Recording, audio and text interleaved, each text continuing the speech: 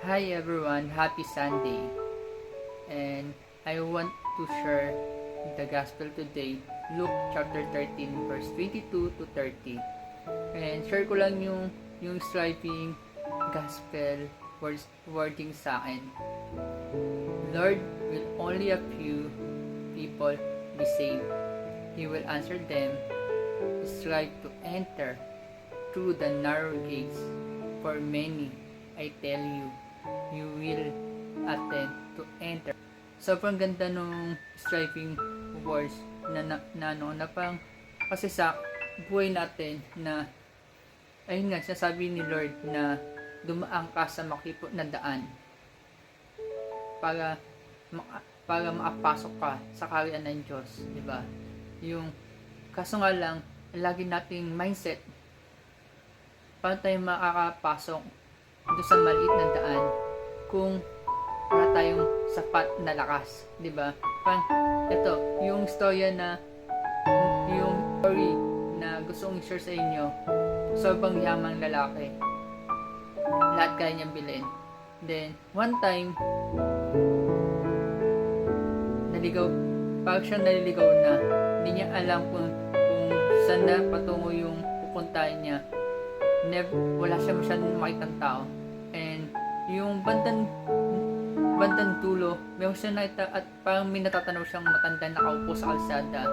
Then lumapit siya at nagtanong, "Tay, saan po ba itong lugar na to?" And then si tatay napatingin simula ulo hanggang paa niya. Napaisip. Kaya dumuko si tatay sa kanyang bulsa at inabot sa lalaki. At ang sabi ng lalaki, "Tay, ba't niyo po binigyan ng pera na 100? Hindi naman ako nanghingi.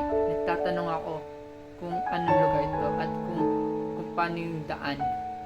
At sabi ng tatay, "Isa lang ang daan patungo sa kaharian ng Diyos." Yun nga, isa lang yung daan para makapasok tayo sa kaharian ng Diyos. Tama si tatay, isa nga lang naman talagang daan.